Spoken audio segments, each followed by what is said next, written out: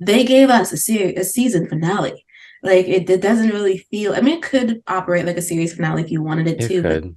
but that ending definitely seeds for a season two. But just to soothe people who may not have watched the episode because they want to know something beforehand, Gus is alive. Yes, yes. Thank Thank the goodness. Lord. Yeah, like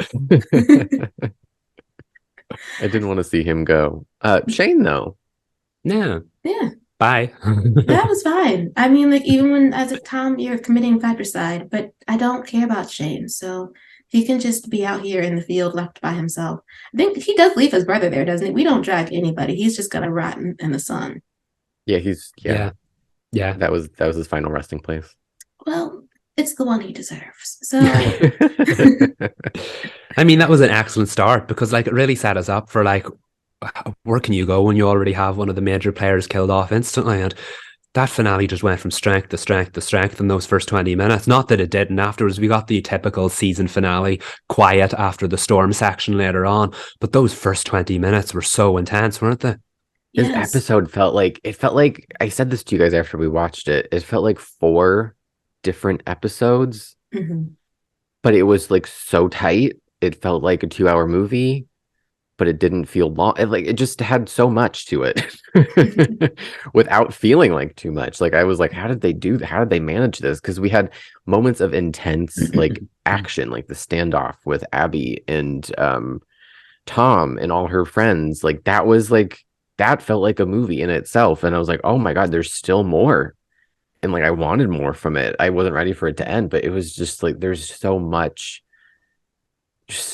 content that my gosh, this show went out with a bang.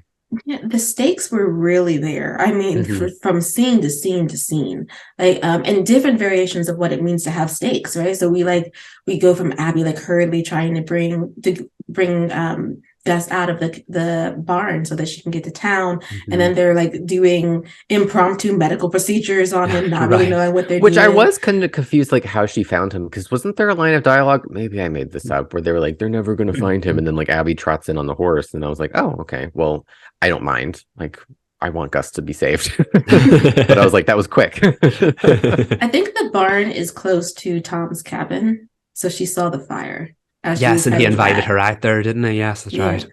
So Okay. like, and so that's how we get Gus and Abby to town, and then everybody like there are too many medics in the kitchen at the time Yeah, of wasn't Hoyt that. like, okay. He's like, oh, okay. And it's like, but like Kai was digging out the bullet. Like Colleen was like, I have to burn you. I'm so sorry, but we have to close this wound. Oh, God, there was so Um, much.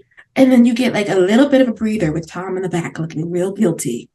Mhm. And until they put the pieces together, and then it is Kate confronting Tom in the office, and that like talk about the standoff before the standoff. It Mhm. was so good, and she read him so well. Well, the way he was like, "I'm making the town progressive and safe for people like you," and she was like, "Fool, what?"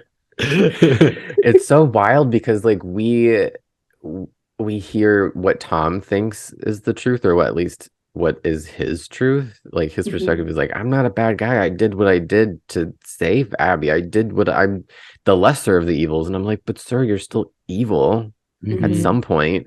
But like he does like beneath all of that, he's like at least somewhat of a he was well intentioned at some point. He's just like the choices he's made. It's like it's hard to reconcile with that.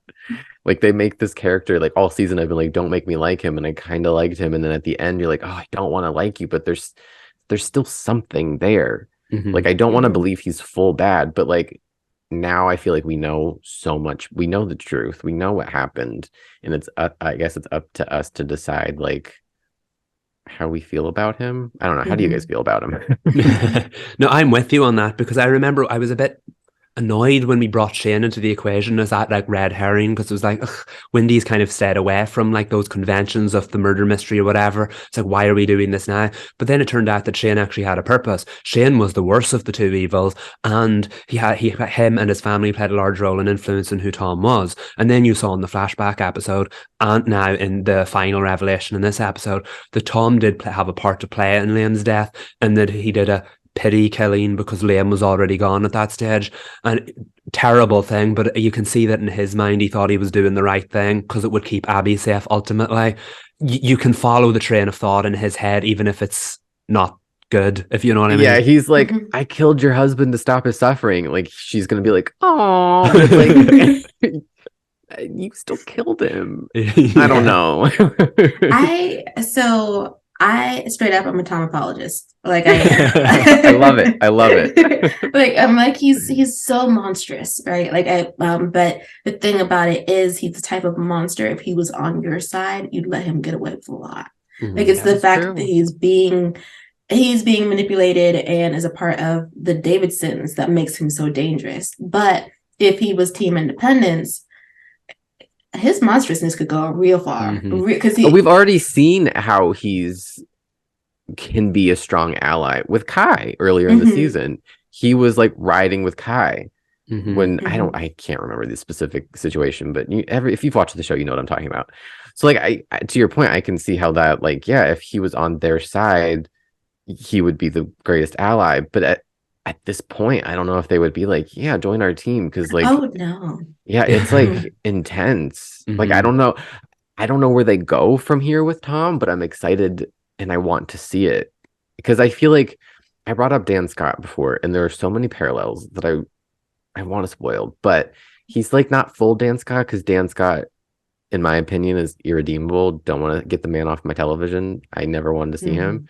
But like Tom has there's like moral gray areas that are more fun to see play out on screen. He's not just like bad to the bone, like, and they tried to redeem Dan Scott in One Tree Hill. I didn't say One Tree Hill. I'm sorry to anybody who was like, who the hell is Dan Scott?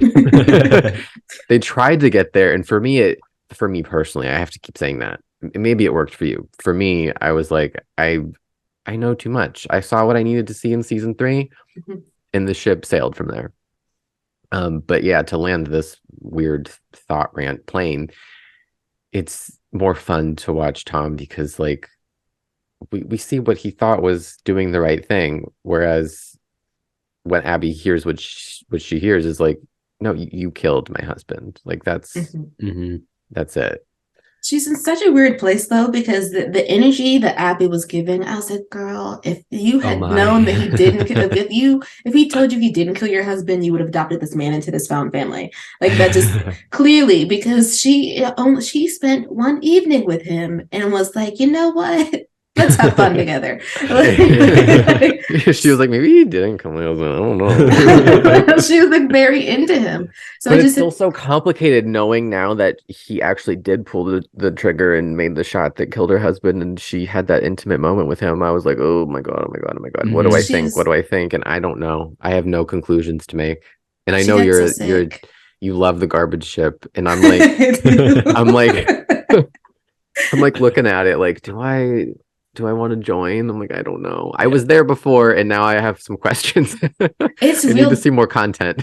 It's real dark. I think that I've been calling it dark romance, but it truly is like you'd have to, in order to, well, the way that I accept it is inevitably she's going to kill this man. Like, I don't think that there is I don't think there's an end game here where those two like get to be together.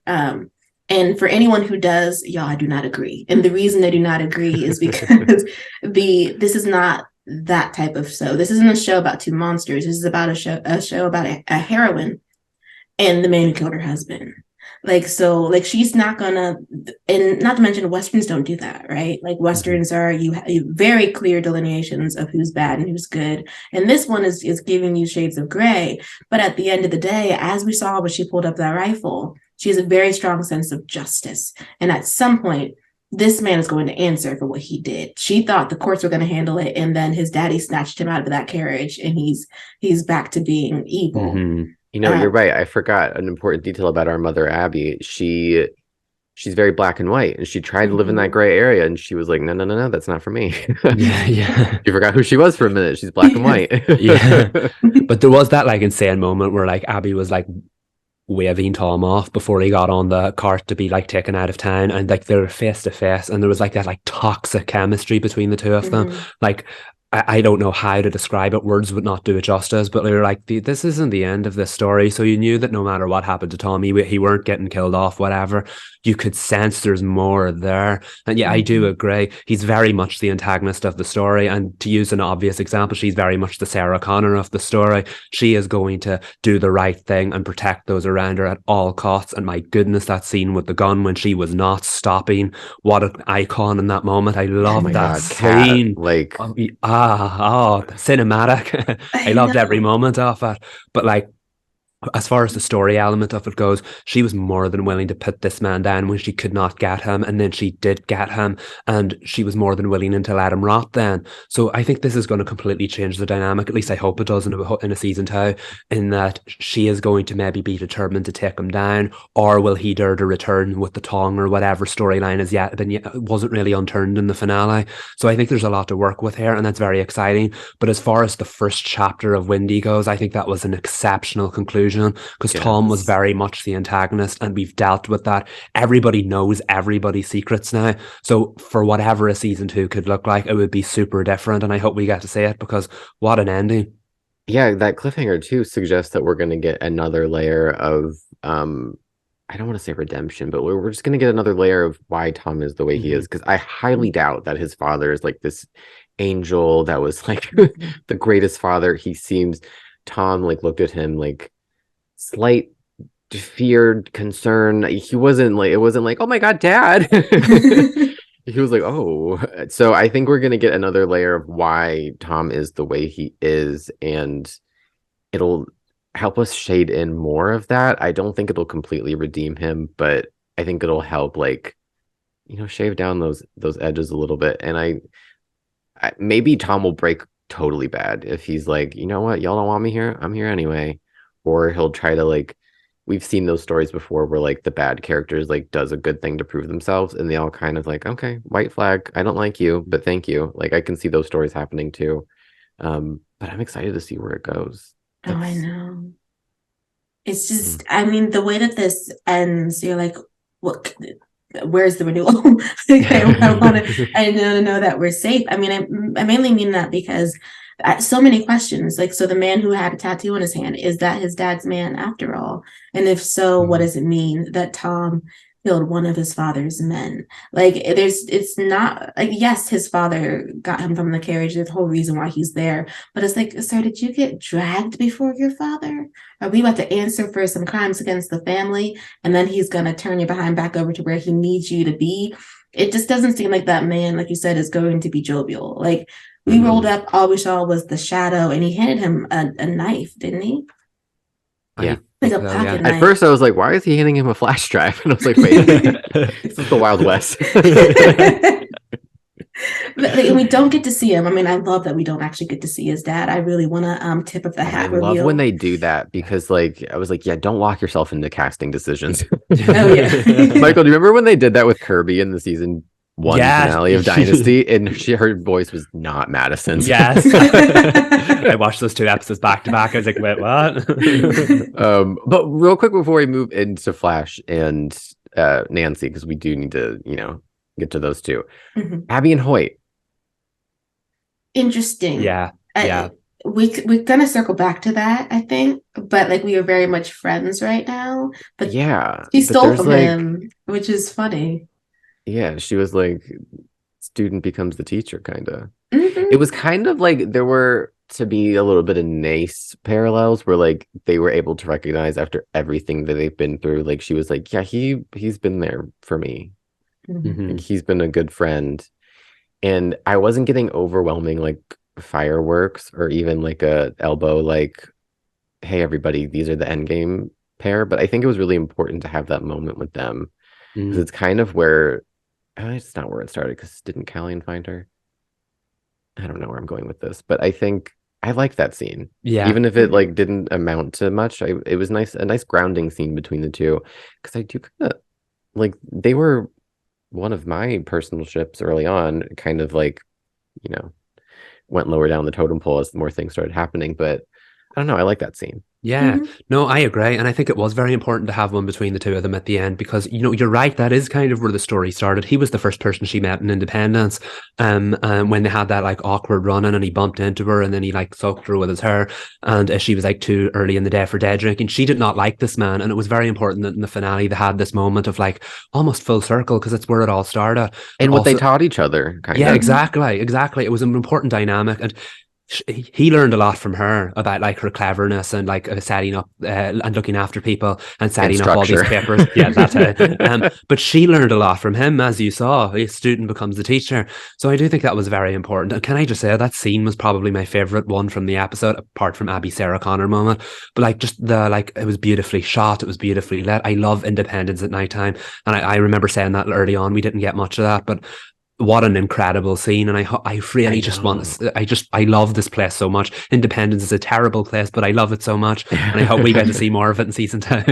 I thought God, we I were hope ending with so. that scene. I was like, oh, they went series finale. Oh no, oh no, oh no. And Yeah. then we got the other ending, which I liked. Yeah, I'm glad that they decided to did put the other ending in because Hmm. as much as I did love the Hoyt and Abby scene and then the scene with the found family where Kate is singing, and she talks about how much they mean to her and the different dynamics they all have. Plus, Callian and Gus had a scene about Gus now being sheriff.